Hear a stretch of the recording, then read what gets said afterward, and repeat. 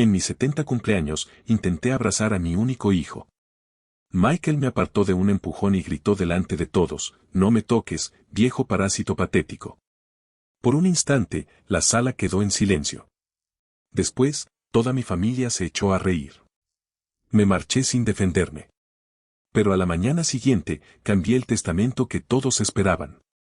Meses después, cuando Michael escuchó la cláusula 4, se desmayó antes de que mi abogado terminara de leerla. Antes de continuar, no olviden suscribirse al canal y contarnos en los comentarios desde donde nos escuchan hoy. Me llamo Franklin George.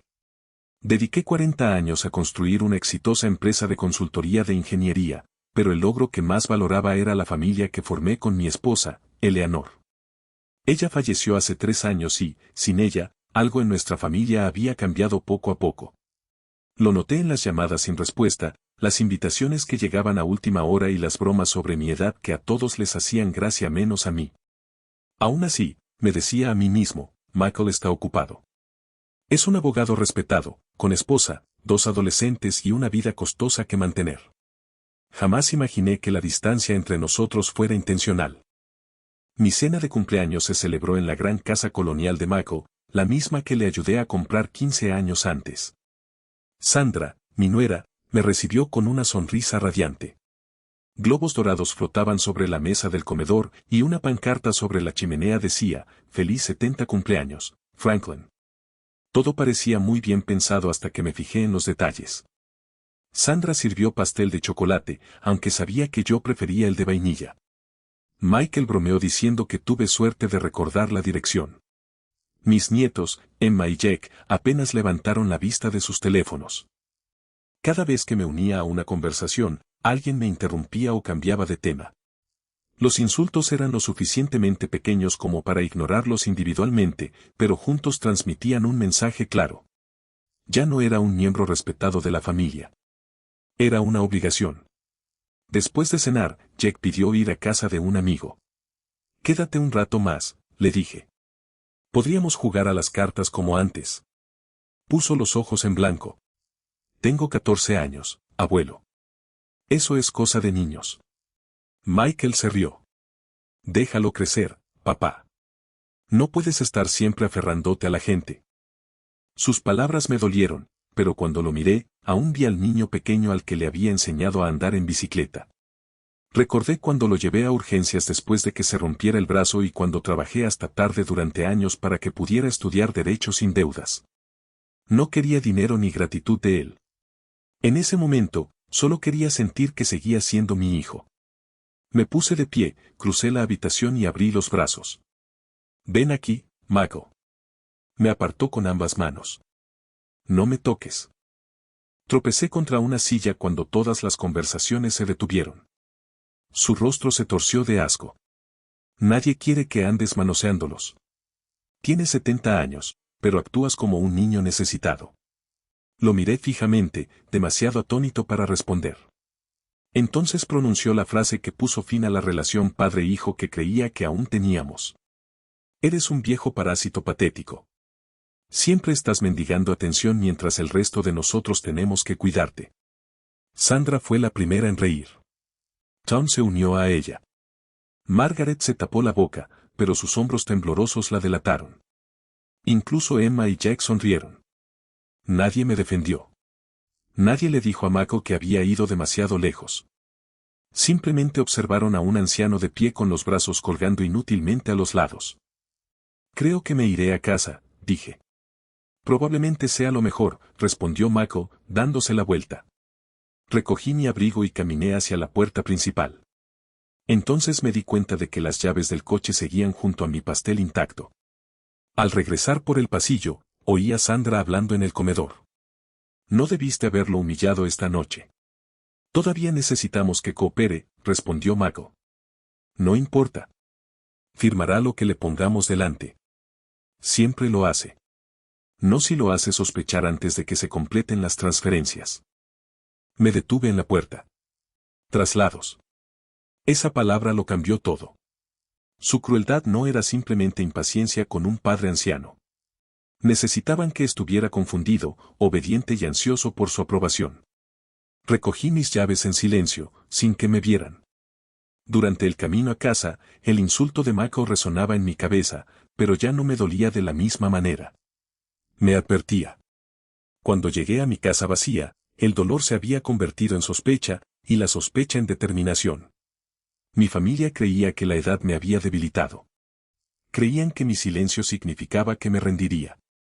Antes de firmar otro documento, tenía la intención de averiguar exactamente qué se habían llevado ya y qué planeaban llevarse después. No dormí esa noche. Me quedé sentada en la cocina hasta el amanecer, escuchando las palabras de Michael una y otra vez. Firmará cualquier cosa que le pongamos delante.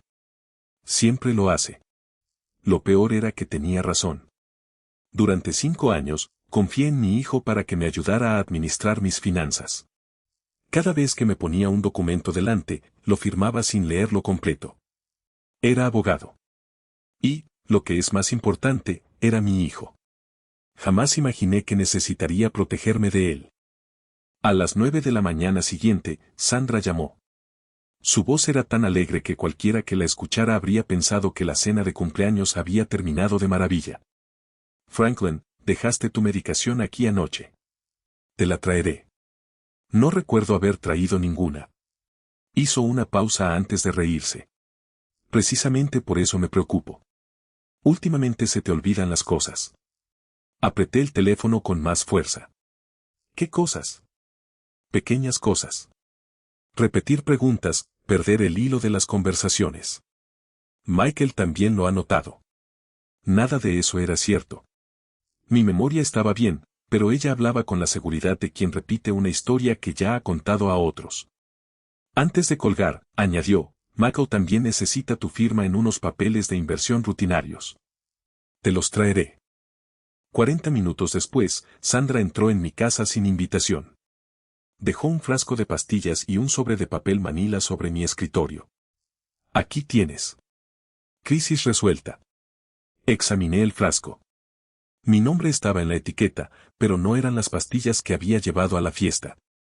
¿Dónde encontraste esto? Junto a tu silla. Su respuesta fue demasiado rápida.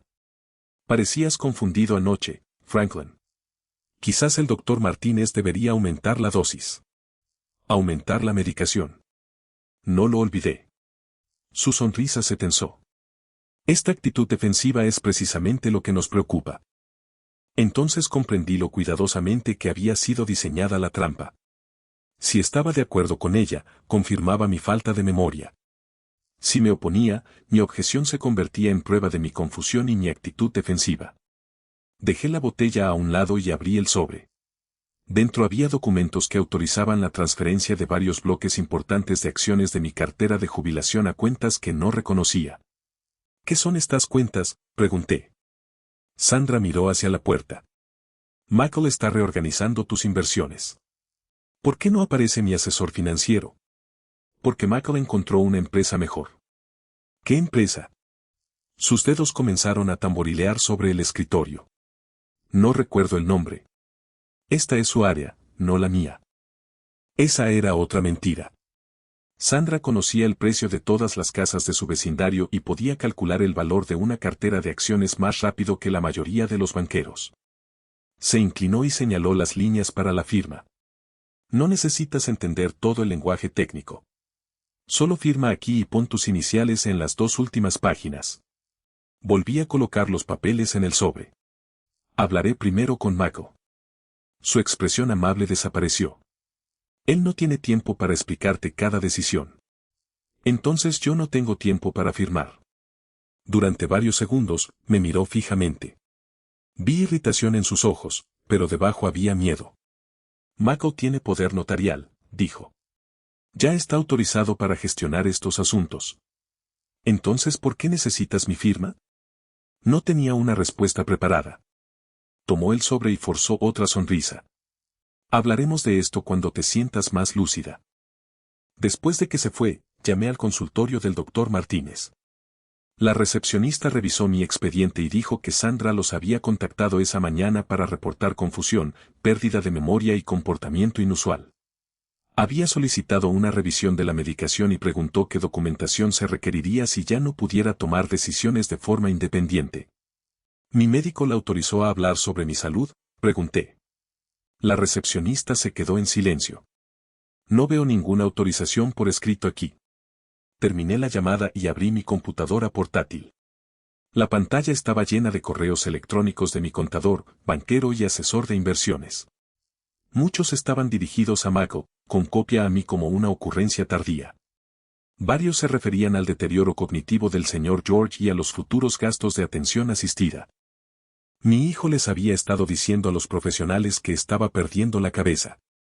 Sandra reforzaba la historia, y me habían puesto el frasco de pastillas en las manos como si fuera un objeto. No esperaban a que me volviera indefenso.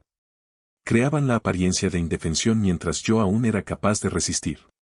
Anoté cada declaración que Sandra había hecho, fotografié el frasco y los papeles de transferencia, y guardé copias de los correos electrónicos. Luego llamé a Robert Chen, mi antiguo socio. Si Michael había estado moviendo mi dinero, Robert podría saber a dónde iba. Por primera vez desde mi cumpleaños, ya no pensaba como un padre herido. Pensaba como el hombre que había pasado 40 años encontrando debilidades ocultas antes de que destruyeran una empresa entera. Y la primera debilidad en el plan de Michael era simple. Creía que yo nunca examinaría los documentos personalmente. Robert Chen contestó al segundo timbrazo. Habíamos fundado mi empresa de consultoría juntos, y si alguien fuera de mi familia me diría la verdad, sería él. ¿Te ha contactado Mako por mis finanzas?, pregunté. Robert guardó silencio. Llamó hace varios meses. Dijo que mostraba síntomas de demencia y que necesitabas vender inversiones para pagar tu futura atención médica. Mako no solo me había insultado, sino que había estado preparando a otros para que dudaran de mí. No tengo ningún diagnóstico de demencia y no autoricé ninguna venta. La voz de Robert se endureció. Entonces revisa hoy mismo todas las cuentas a las que tu hijo tiene acceso. Le pedí que bloqueara todas las transferencias relacionadas con mis intereses comerciales y conduje hasta el banco. La cajera se mostró incómoda cuando solicité los extractos de los últimos 18 meses. Normalmente gestionamos estos asuntos a través de su hijo. Él tiene su poder notarial. Recordé haber firmado ese documento mientras Eleanor agonizaba. Mako me había prometido que le ayudaría a pagar las facturas si yo me veía superada. Estas siguen siendo mis cuentas. Dije, quiero los registros. La gerente, Patricia Williams, me condujo a su oficina. Me explicó que Michael había informado de pérdida de memoria y había dado instrucciones al banco para que no me confundiera con decisiones complicadas. ¿Acaso parezco confundida?, pregunté. No, señor. Entonces muéstreme lo que ha hecho. Imprimió los extractos. Las primeras páginas contenían gastos normales. Luego encontré una transferencia de $75,000 a Hartwell Financial. Le siguió otra de $120,000 y después otra de $200,000. Los retiros menores estaban etiquetados como equipo médico, reparaciones del hogar, transporte y cuidados diarios. No tenía cuidador, no poseía equipo médico y no había autorizado ninguna reforma. En la última página, más de $2 millones habían salido de mis cuentas en 18 meses. Cada transacción contaba con la aprobación de Mako. Patricia examinó los números de ruta. La mayoría de los pagos habían ingresado en cuentas controladas por Hartwell Financial. Las facturas parecían oficiales, pero varias empresas no tenían dirección ni número de teléfono. Una afirmaba que yo había pagado $48,000 para adaptar mi casa para sillas de ruedas. Yo no tenía silla de ruedas y mi casa no había sido modificada. Otra mostraba pagos mensuales a una cuidadora llamada Rebecca Shaw. Nunca la había conocido. Patricia palideció. Señor George, voy a activar una alerta de fraude en estas cuentas. Le indiqué que suspendiera el acceso de Michael y documentara que yo había identificado cada transacción sospechosa hablando con claridad y sin ayuda. Antes de irme, solicité copias de todos los correos electrónicos, facturas y autorizaciones. Llevé la carpeta a mi coche y me senté al volante. Michael había usado la autoridad que le di mientras su madre agonizaba para robar el futuro que Eleanor y yo habíamos construido durante décadas. Sonó mi teléfono. El nombre de Michael apareció en la pantalla. El banco le había notificado. Dejé que la llamada fuera al buzón de voz. Papá, llámame inmediatamente. Estás confundido y estás interfiriendo con las decisiones que tomé para tu protección. No hables con nadie hasta que llegue. No estaba preocupado por mí. Estaba preocupado porque había empezado a hacer preguntas. Fotografié cada página y envié las copias a una cuenta de correo electrónico segura. Luego llamé a James Morrison, el abogado que me había representado durante 20 años. James, necesito revocar un poder notarial y recuperar más de $2 millones. Preguntó quién había tomado el dinero. Miré la firma de mi hijo repetida en los documentos. Michael, respondí, diciendo que su nombre dolía más que ver el saldo faltante. James me dijo que no lo confrontara ni firmara nada hasta que nos viéramos. Antes de terminar, Sandra llamó. Rechacé la llamada. Su mensaje de voz fue breve. Franklin, lo que sea que te haya mostrado el banco, lo malinterpretaste. Vuelve a casa y espéranos. Michael sabe cómo arreglar esto. El robo, los gastos falsos y los rumores sobre demencia no eran problemas aislados. Formaban parte de un mismo plan. Quitarme el dinero, desacreditar mis objeciones y presentar cada acto de resistencia como prueba de que estaba perdiendo la cabeza. Ya habíamos perdido $2 millones. A menos que James y yo actuáramos con rapidez, Michael pronto vendría por todo lo que quedaba. James Morrison cerró la puerta de su oficina con llave y extendió los registros bancarios sobre la mesa. Estudió cada transferencia antes de mirarme. Esto no es una gestión negligente, Franklin. Los gastos falsos y las afirmaciones sobre su salud demuestran intencionalidad. Su hijo podría haber cometido fraude y abuso financiero contra una persona mayor. Le pregunté si Michael aún podía lograr que me declararan incapacitado. Puede intentarlo, dijo James. Ha pasado meses construyendo esa historia. Necesitamos pruebas independientes de que usted está en su sano juicio. Revocó el poder notarial, canceló el acceso de Michael y ordenó al banco y a Hartwell Financial que conservaran todos los registros. Michael intentará reescribir lo sucedido, advirtió. Los documentos lo detendrán. Esa tarde, conocí a la doctora Patricia Harris, una neuróloga especializada en evaluaciones cognitivas. Durante casi 3 horas, evaluó mi memoria, razonamiento, lenguaje, atención y comprensión de decisiones financieras. Al terminar, dejó su bolígrafo sobre el escritorio. Señor George, su función cognitiva es normal para su edad y superior a la media en varias áreas. No veo indicios de demencia ni de ninguna afección que le impida gestionar sus asuntos. Primero sentí alivio, luego ira. Mi familia ha estado diciendo que estoy perdiendo la cabeza. Entonces mi informe indicará claramente que usted es plenamente competente. También confirmó que Sandra no tenía autoridad para hablar sobre mi tratamiento. Antes de irme, eliminé a Michael y a Sandra de todas mis listas de contactos médicos. Cuando regresé a la oficina de James, Michael estaba esperando en el vestíbulo. Se apresuró hacia mí con una preocupación cuidadosamente plasmada en su rostro. Papá, gracias a Dios que dejaste de contestar. Sandra y yo estábamos aterrorizados. ¿Tenías miedo por mí o por las cuentas que congelé? Su expresión se tensó.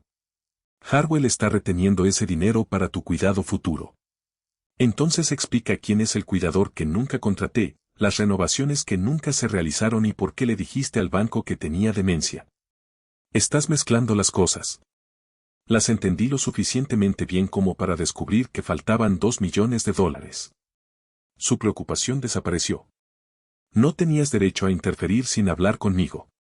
Era mi dinero antes de que lo tomaras. Mako miró a la recepcionista y bajó la voz. Estás confundido, papá. Si sigues comportándote de forma irracional, Sandra y yo podríamos tener que pedirle a un juez que te proteja de ti mismo. James dio un paso al frente. Tu padre completó hoy un examen neurológico independiente. Es plenamente competente. Su poder notarial ha sido revocado. No debes acceder a sus cuentas ni presionarlo para que firme nada. Mako lo miró fijamente, luego se volvió hacia mí. Por primera vez, vi miedo bajo su confianza. Papá, no entiendes lo que estás haciendo. Eso es lo que necesitas que todos crean, respondí. Pero entiendo perfectamente lo que has hecho. Se fue sin despedirse. A través de la ventana, lo vi llamar a Sandra antes de llegar a su coche. James estaba a mi lado. Amenazó con un caso de incapacidad después de enterarse de que las cuentas estaban congeladas. El dinero robado es solo una parte de esto. Pensé en el frasco de pastillas de Sandra, los síntomas inventados y los papeles de transferencia. Su plan dependía de hacer que cada objeción sonara como prueba de deterioro mental. Al atardecer, había recuperado el control de mis finanzas y creado pruebas médicas que no podrían refutar fácilmente. Pero la amenaza de Mako reveló el siguiente peligro. Ya no solo intentaba ocultar lo que había robado. Se estaba preparando para quitarme mi derecho legal a resistirme. Si lo lograba, controlaría mi casa, mi atención médica y cada dólar que Eleanor y yo habíamos ganado. Por primera vez, comprendí que no solo estaba luchando para recuperar dinero. Luchaba por seguir siendo la dueña legal de mi propia vida. A la mañana siguiente, mi hermana Margaret llamó. Mako le había dicho que yo había montado un escándalo en el banco porque estaba confundida. Le pedí que me encontrara en la oficina de James, donde ella revisó los registros bancarios y el informe neurológico. Le dijo a toda la familia, estabas empeorando, susurró ella. Había advertido a nuestros familiares que la demencia podría volverme paranoica y hacerme acusar a personas inocentes. Mako me estaba aislando antes de que yo comprendiera que necesitaba ayuda. Esa tarde, Sandra llamó y se invitó a sí misma y a Mako a mi casa. James me aconsejó que los dejara venir siempre y cuando no firmara nada y lo mantuviera en espera. Llegaron a las 7 con una carpeta de cuero y un folleto de Sunset Manor. Sandra colocó el folleto frente a mí. La portada mostraba a ancianos sonrientes caminando por un jardín. Una línea más pequeña debajo de la fotografía decía, cuidado seguro para la memoria. Te queremos, comenzó. Pero vivir solo ya no es seguro. Mako describió incidentes que nunca ocurrieron. Según él, me había perdido mientras conducía, había olvidado cómo usar mi tarjeta de crédito y había dejado la estufa encendida toda la noche. Sandra afirmó que me había llevado al doctor Martínez el martes anterior y que él había recomendado atención supervisada. No vi al doctor Martínez el martes pasado, dije. Intercambiaron una mirada. ¿No recuerdas la cita?, respondió Sandra en voz baja. La facilidad con la que mentían me heló la sangre. No estaban discutiendo sobre mi memoria. La estaban reemplazando con una versión que habían creado juntos. Michael abrió la carpeta. Sunset Manor puede admitirte la semana que viene. Solo necesitamos tu consentimiento para algunos documentos.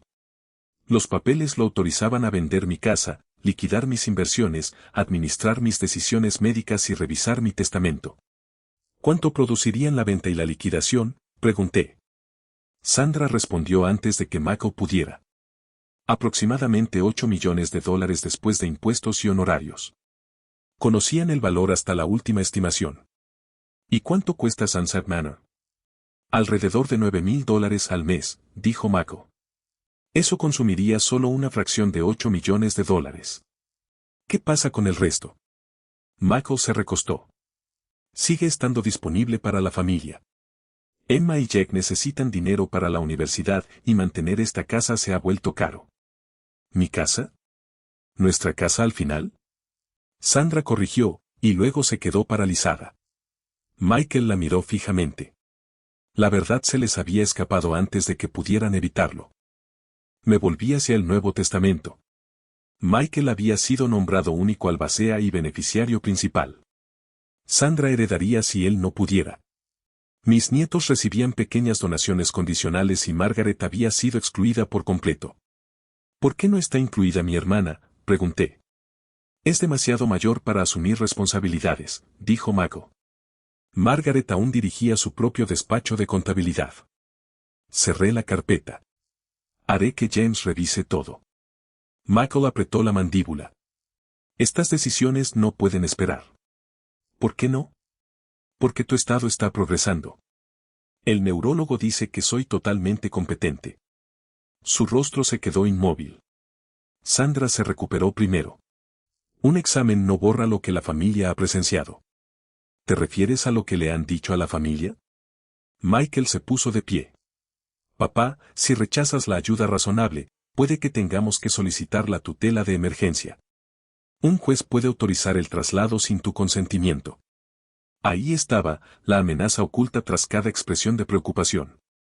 Planeaban internarme en un centro de cuidados para personas con demencia, vender mi casa, confiscar el resto de mis bienes y usar mis objeciones como prueba de que no podía protegerme. Me levanté y abrí la puerta principal. Deberías irte. Sandra recogió los papeles. Te arrepentirás de haber complicado esto. No, respondí. Te arrepentirás de que por fin haya empezado a leer. Tras la desaparición de su coche, Margaret salió del pasillo. Había escuchado desde la habitación de invitados a petición mía. Tenía el rostro bañado en lágrimas. Mintieron sobre todo, susurró. Su presencia cambió el panorama. Ya no era el anciano solitario que Michael había descrito. Tenía una testigo que una vez le creyó y ahora conocía la verdad. Pero, como James había advertido, las pruebas de inocencia no detendrían a la gente desesperada. La harían actuar con mayor rapidez. Michael ya se había llevado $2 millones. Ahora había amenazado abiertamente con quitarme la libertad. Antes de que volviera con una demanda judicial, necesitaba averiguar cuánto de su plan ya estaba en marcha. A la mañana siguiente, James nos presentó a Patricia Reeves, un exdetective de delitos financieros que investigaba la explotación de ancianos. Le describí las falsas reclamaciones médicas, los gastos inventados y la amenaza de tutela de Michael. Su hijo no está improvisando, dijo cuando terminé. Está siguiendo un plan, y las personas desesperadas suelen dejar el rastro más claro en sus finanzas. 2 días después, regresó con los primeros resultados. El bufete de abogados de Michael parecía exitoso desde fuera, pero estaba al borde del colapso. Había pedido préstamos con garantía del bufete, había hipotecado su casa por segunda vez y había acumulado casi $3 millones en deudas. ¿Dónde fue a parar el dinero?, pregunté. Patricia me explicó la cronología. Michael había invertido mucho en criptomonedas, 2 empresas tecnológicas fallidas y un proyecto inmobiliario de lujo que nunca recibió la aprobación final. Cada vez que una inversión fracasaba, el dinero de mis cuentas llegaba poco después. No había transferido mis ahorros para proteger mi futuro. Los había usado para evitar que sus propios acreedores descubrieran que era insolvente. Sandra lo sabía. Mientras Michael no pagaba los préstamos, sus registros mostraban vacaciones, joyas, matrículas de colegios privados y otra reforma de la cocina. Robaban para mantener la apariencia de éxito. Patricia colocó entonces sobre la mesa una fotografía de un hombre de cabello plateado. Este es David Keller. ¿Lo reconoce? No lo reconocí. Explicó que dirigía Retirement Transition Services, una empresa que afirmaba ayudar a las familias a ubicar a sus parientes ancianos en residencias. Michael se reunió con Keller 4 veces en 6 meses, dijo. Hardwell Financial comparte dirección con una de las antiguas empresas de Keller. El nombre lo conectaba todo. El dinero desaparecido, Sunset Manor y el intento de que me declararan incapacitada. David no solo ayudaba a las familias a encontrar residencias. Encontraba ancianos vulnerables cuyos bienes podían ser controlados por otra persona. Patricia encontró 3 casos anteriores con el mismo patrón. Supuestos problemas de memoria, cuentas desconocidas, atención supervisada, una venta de propiedad y dinero perdido por comisiones dudosas. ¿Fueron procesados?, preguntó Margaret. No. Cada víctima parecía haber dado su consentimiento, y los familiares tenían autoridad válida. Para cuando alguien cuestionó las transacciones, los registros describían a la víctima como confusa. Un escalofrío me recorrió el cuerpo. Michael no había inventado este plan. Había comprado un método que ya había funcionado con otras familias. Patricia nos mostró otro documento, un cuestionario preliminar de tutela completado con la letra de Michael. Afirmaba que me escapaba de casa, olvidaba comer, malgastaba la medicación y me ponía agresivo cuando me ofrecían ayuda. Sandra figuraba como testigo. David Keller figuraba como asesor familiar. Pueden presentar esto rápidamente si creen que estás a punto de exponerlos. James dijo, el informe médico nos ayuda a combatirlo, pero necesitamos pruebas de que estas afirmaciones fueron inventadas a sabiendas. Patricia propuso que dejara de confrontar a Michael y le permitiera creer que estaba asustado. Si pensaba que el informe del neurólogo solo me había confundido más, podría explicar su plan con sus propias palabras.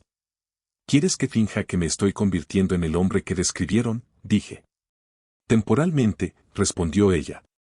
que se sientan en control mientras documentamos lo que hacen. La idea me llenó de asco, pero entendí su valor. Michael había pasado meses usando mi edad como arma. Ahora dejaría que su arrogancia se convirtiera en prueba. Antes de irse, Patricia me dio un teléfono seguro. Volví a revisar el historial de deudas de Michael. Cada dólar que faltaba marcaba un momento en que mi hijo había priorizado su comodidad sobre mi seguridad. Su primera mala inversión pudo haber sido un error.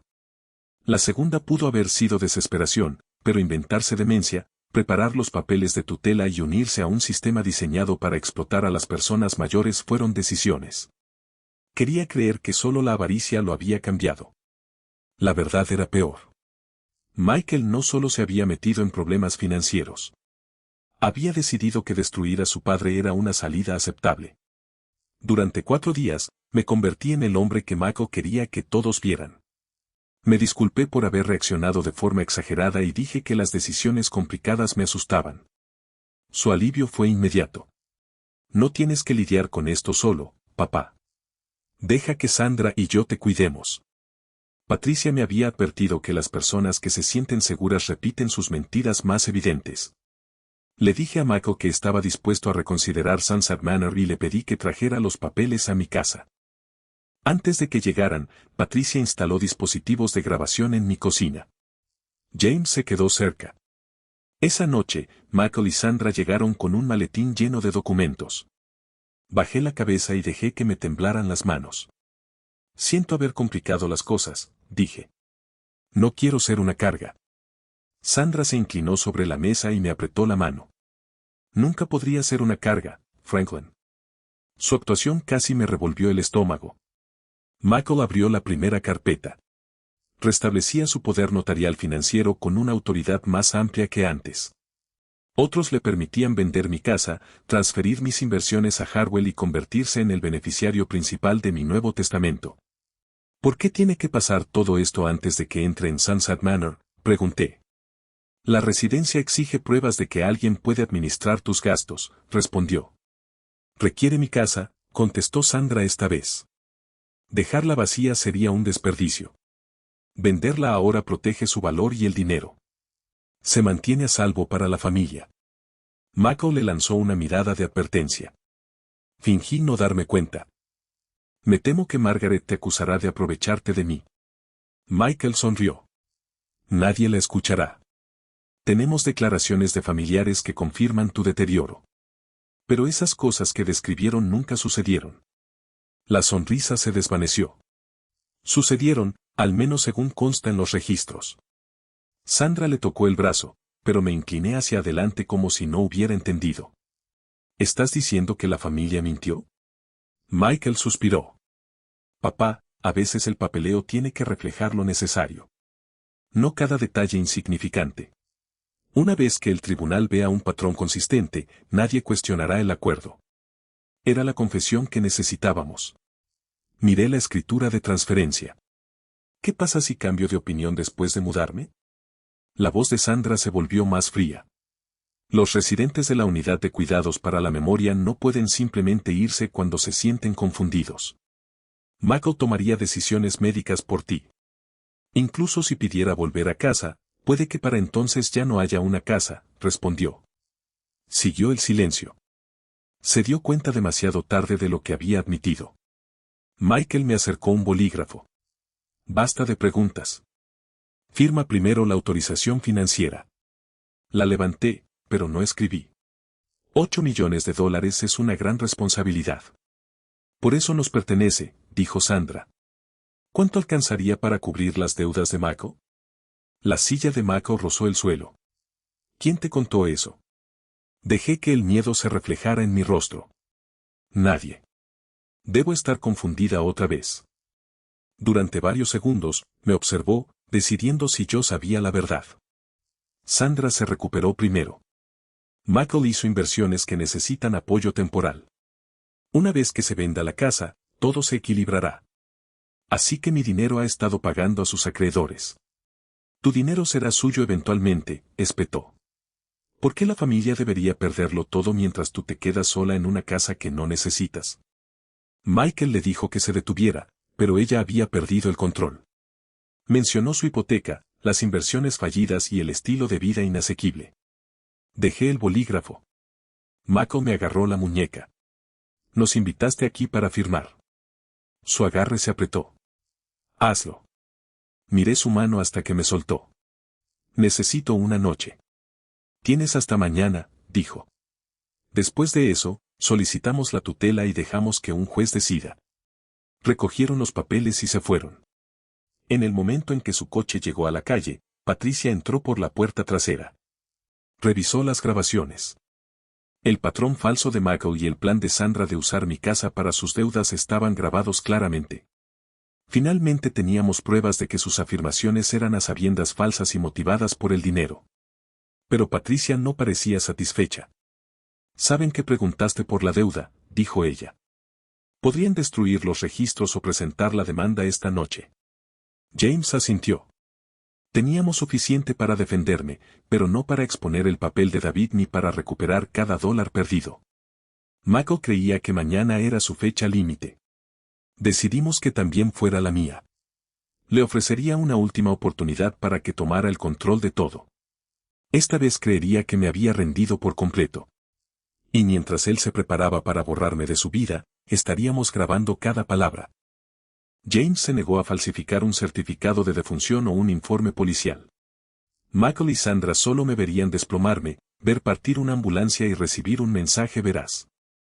Franklin no se recuperó en casa. Cualquier cosa que asumieran sería su decisión. Patricia organizó un simulacro supervisado con técnicos de emergencias autorizados y el Dr. Harris aprobó cada paso.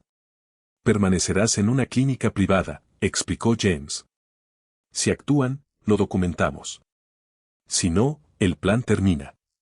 Pensé en la casa que Michael pretendía vender. Actuarán, dije. A la tarde siguiente, llamé a Michael. Hice que mi voz temblara. He pensado en Sunset Manor. Trae los papeles. Estoy listo para firmar. Llegó con Sandra y un notario en menos de una hora. Sandra preparó la escritura, el poder notarial, las transferencias de bienes y el Nuevo Testamento sobre la mesa de mi cocina. Michael puso un bolígrafo en mi mano. Estás tomando la decisión correcta, papá. ¿Me visitarás?, pregunté. Por supuesto. ¿Con qué frecuencia?, respondió Sandra. Tan a menudo como podamos. Bajé el bolígrafo hacia la primera línea de firma y luego pulsé la señal de emergencia oculta bajo la mesa. Patricia vigilaba cerca. Dejé caer el bolígrafo y me llevé la mano al pecho. Me deslicé de la silla. Sandra gritó mi nombre, pero Michael buscó los documentos sin firmar antes de acercarse a mí. Llamen a una ambulancia, ordenó el notario. Llegó el equipo de emergencias y me colocó los monitores mientras yo mantenía los ojos cerrados. ¿Va a estar bien?, preguntó Sandra. Un técnico respondió, tenemos que trasladarlo ahora. Nunca dijo que yo estuviera muerta. Sin embargo, mientras me sacaban, oí a Michael susurrar, si no lo logra, el Viejo Testamento lo controla todo. En la clínica, el efecto de la medicación desapareció bajo supervisión médica. James tomó mi teléfono y le envió a Michael una sola frase. Tu padre no se recuperó en casa y el asunto ahora está en mis manos. Michael llamó repetidamente. James no contestó. Durante las siguientes 48 horas, permanecí en una habitación privada mientras Patricia vigilaba las cámaras de mi casa. Michael y Sandra entraron usando su llave antigua menos de 2 horas después de que la ambulancia se fuera. No se detuvieron a llorar. Fueron directamente a mi estudio. Michael registró la caja fuerte mientras Sandra fotografiaba archivos. Encuentra el testamento original, le dijo. Si la herencia aún controla todo, debemos impugnarlo antes de que Morrison presente algo. Sandra preguntó si las alegaciones de demencia serían suficientes. No sin un diagnóstico, dijo Michael. Entonces David reforzará el expediente. Esa noche, David Keller llegó con una computadora portátil y un escáner portátil. Los tres se sentaron en la misma mesa de la cocina donde Michael había intentado obtener mi firma final. David explicó que necesitaban declaraciones de testigos fechadas que describieran confusión, errores de medicación y comportamiento agresivo. Sandra se ofreció a firmarlas. Michael dijo que Tom y 2 familiares firmarían si consideraban que la declaración respaldaba mi atención médica. ¿Y el examen neurológico?, preguntó ella. David sonrió. Lo llamamos una prueba aislada realizada durante un periodo temporal de claridad. Luego creamos registros antiguos que muestran el deterioro antes del examen. Michael, un abogado con licencia, no objetó. Preguntó qué tan rápido podría David prepararlos antes de que se lea el testamento. David respondió. También hablaron de alterar facturas de Hartwell Financial, para que los 2 millones de pesos faltantes parecieran haber sido gastados en mí. David sugirió antedatar un acuerdo de cuidado con Rebecca Shaw y crear fotografías de equipo que nunca había entrado en mi casa. Sandra preguntó qué quería a cambio. El 20% de lo que Michael herede. Eso podría superar el $1.000.000, dijo ella. La cárcel cuesta más, respondió David. A la mañana siguiente, Patricia me mostró las grabaciones. Vi a mi hijo registrar la casa donde su madre lo había criado. No buscaba una fotografía o una carta final, sino un documento que pudiera destruir. Hasta entonces, una parte de mí había deseado que Michael se detuviera. Ya le había dado esa oportunidad. En cambio, creyendo que ya no podía resistirme, había invitado a un criminal a mi casa y habíamos hablado de falsificar la historia de mis últimos años. James contactó al fiscal de distrito y entregó copias de las grabaciones, los registros financieros y el cuestionario de tutela. Los investigadores comenzaron a rastrear las cuentas de Hartwell mientras Patricia seguía a David a una oficina de almacenamiento. Los registros allí lo conectaban con otras víctimas y parte de mi dinero desaparecido. Para la segunda noche, los investigadores pudieron congelar las cuentas restantes. Michael todavía creía que se estaba preparando para impugnar el testamento de un hombre muerto. James programó la lectura para la mañana siguiente e invitó a todos los miembros de la familia a quienes Michael había engañado. Me puse el traje oscuro que había usado en el funeral de Eleanor. James me entregó una copia del Nuevo Testamento. La cláusula 4 describía exactamente lo que sucedería si alguien intentaba explotar mi edad, fabricar pruebas de incapacidad o interferir con mis últimas voluntades. ¿Estás listo?, preguntó. Pensé en mi cumpleaños, en las risas y en la mano de Michael cerrándose alrededor de mi muñeca. Ningún padre está preparado para saber que su hijo valora más una herencia que su vida, dije. Pero yo sí estoy preparado para que sepa que sigo vivo. La sala de conferencias estaba llena cuando James comenzó la lectura. Michael estaba sentado a la cabecera de la mesa como si mi muerte lo hubiera convertido en el patriarca de la familia. Margaret estaba sentada con Emma y Jack. James no les había dicho nada sobre mi plan. Michael escuchaba impacientemente mientras James llegaba a las cláusulas de distribución. A mi hijo, Michael George, le dejo $1. Michael se inclinó hacia adelante. Eso no puede ser correcto. James continuó. A mi nuera, Sandra George, también le dejo $1. Sandra se puso de pie de un salto. Franklin nunca haría esto. No era mentalmente capaz de cambiar nada. El documento explica por qué, dijo James. Margaret recibiría mi casa. Emma y Jack recibirían fideicomisos protegidos que sus padres nunca podrían controlar. El resto de mi patrimonio establecería la Fundación Eleanor George para la prevención del abuso de ancianos. El rostro de Michael palideció. Esto es un fraude, dijo. Mi padre sufría de demencia. James colocó el informe neurológico del Dr. Harris sobre la mesa. Su padre fue evaluado de forma independiente. Demostró plena capacidad legal. Sandra acusó a Margaret de manipularme. Creí que mi hermano estaba muerto, respondió Margaret. Michael insistió en que él lo había gestionado todo porque yo no podía. James abrió una segunda carpeta que contenía los registros bancarios. Transferiste más de $2 millones a Hartwell Financial y presentaste gastos por cuidadores, equipo médico y renovaciones que nunca existieron. Michael endureció su voz. Esas transferencias fueron inversiones legítimas. No puedes probar la intención. Eso nos lleva a la cláusula 4, respondió James. La habitación quedó en silencio. Michael se aferró al borde de la mesa. James leyó lentamente. Si algún beneficiario intenta obtener mi propiedad mediante pruebas fabricadas de incapacidad, coacción, transferencias no autorizadas, destrucción de documentos testamentarios o interferencia con mi libertad médica, esa persona pierde toda herencia y autoriza a mis representantes a entregar las pruebas de apoyo a las autoridades. Sandra rió nerviosamente. Pruebas de apoyo de un hombre muerto. James miró hacia la puerta contigua. La cláusula 4 también exige que la evidencia se presente en presencia de la persona que la creó. Presionó un botón. La voz grabada de Michael llenó la habitación. Ocurrieron en lo que respecta al registro. Luego Sandra continuó. Tu dinero será suyo eventualmente. Luego vino el plan de David para falsificar registros médicos, la oferta de Sandra de firmar declaraciones falsas y Michael registrando mi estudio. Encuentra el testamento original. Necesitamos impugnarlo antes de que Morrison presente algo. Emma lloró mientras Jake miraba fijamente a su padre.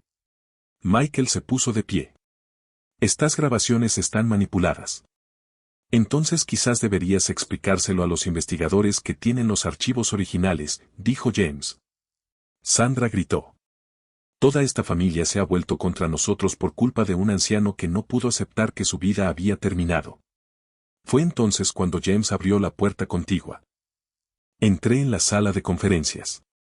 Nadie se movió. Margaret jadeó. Emma se tapó la boca. El rostro de Sandra se puso gris. Michael me miró como si los muertos le hubieran respondido. Hola, hijo, dije. Creo que estabas explicando por qué mi vida había terminado. Sus labios se movieron, pero no salieron palabras. Luego sus ojos se pusieron en blanco y se desplomó sobre la mesa antes de que James pudiera terminar la cláusula 4. James lo revisó y recuperó la conciencia en un minuto. Cuando me vio sentado frente a él, el terror reemplazó la confusión. Papá, susurró. ¿Estás vivo? Sí, nos engañaste. Te di la libertad de actuar cuando creíste que ya no podía detenerte. Lo que elegiste hacer fue tuyo. Esto es una trampa, dijo. James negó con la cabeza. Nadie te indujo a registrar la casa ni a falsificar registros. Sandra insistió en que me habían protegido. Coloqué las facturas falsas de la cuidadora junto a ella. ¿Quién es Rebecca Shaw? Se detuvo. Coloqué las transferencias de Harwell junto a Mago. ¿Dónde está mi dinero? Bajó la mirada. Finalmente, coloqué la fotografía de David sobre la solicitud de tutela. ¿A cuántas personas mayores ayudaste a explotarlo antes de elegirme a mí? La sala quedó en silencio. La expresión de Michael cambió. No tenía respuesta para la pregunta completa. James les informó que el fiscal de distrito había recibido las pruebas y que los investigadores estaban rastreando los fondos restantes. Las cuentas de Harwell habían sido congeladas. Los registros de almacenamiento de David habían sido incautados. Su cobertura legal había desaparecido. Papá, por favor, dijo Mako. Podemos resolver esto en privado. Soy tu hijo. Recordé que me rechazó en mi cumpleaños. Recordaste que yo era tu padre solo después de saber que seguía vivo, respondí. Llamaron a la puerta de la sala de conferencias. James miró a Mako. La cláusula 4 está completa ahora. Luego abrió la puerta a los investigadores que esperaban afuera. La justicia actuó con cautela. Los investigadores recogieron declaraciones y ejecutaron órdenes judiciales para los registros y dispositivos de Harwell. David Keller fue arrestado 2 días después tras intentar abandonar el estado con archivos de clientes en su coche. Sus archivos identificaban a otras 7 víctimas ancianas. Michael entregó su licencia de abogado mientras continuaba la investigación. Enfrentando las grabaciones y los pagos rastreados, Michael aceptó 8 años de prisión federal. Sandra recibió 6 años por conspiración y fraude. David, que había organizado planes similares antes, fue sentenciado a 15 años. Recuperé casi todo mi dinero y vendieron su casa para obtener una indemnización. No me complació en absoluto. La justicia me devolvió mi dinero, pero no pudo devolverme al hijo que creía haber criado. Emma y Jack se mudaron con Margaret mientras los casos de sus padres seguían su curso. Al principio, me evitaban, avergonzados por aquella cena de cumpleaños. Una noche, Emma vino sola a mi casa. Abuelo, lo siento, dijo. Papá nos dijo que estabas confundido. Debería haberlo sabido. Deberías haber sido más amable, respondí. Pero sus decisiones no te corresponden a ti. Jaque necesitaba más tiempo. Empezó a visitarnos meses después, generalmente fingiendo que venía a ayudar con el jardín. Reparamos una cerca y restauramos la bicicleta que una vez le enseñé a montar a su padre. La confianza no regresó con una sola conversación emotiva. Regresó a través de pequeñas promesas cumplidas repetidamente. Margaret se mudó a mi habitación de invitados, no como cuidadora, sino como compañera. Juntos, fundamos la Fundación Eleanor George para la prevención del abuso de ancianos.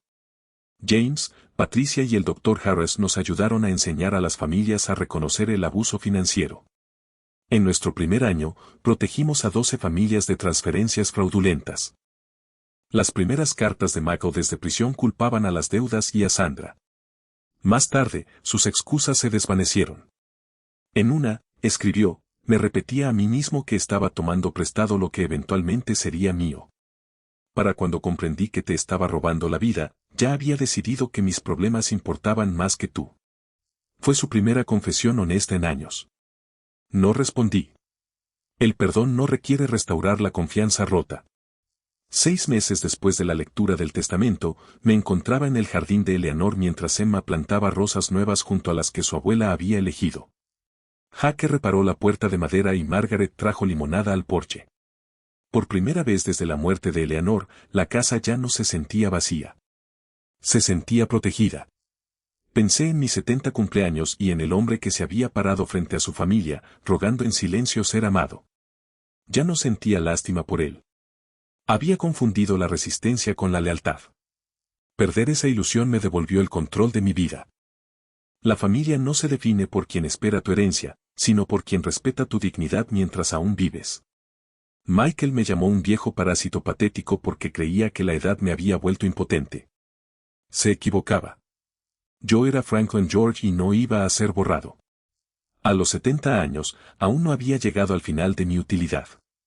Había llegado al final de pedir permiso para protegerme. Si mi historia te recuerda a alguien aislado, presionado para firmar documentos o descrito como confundido cada vez que hace preguntas, no apartes la mirada. Pide los registros. Busca asesoramiento independiente. Escucha antes de que la verdad llegue demasiado tarde. Y dime en los comentarios, si hubieras estado en esa sala de conferencias cuando Michael pidió perdón, ¿le habrías respondido o te habrías marchado como yo?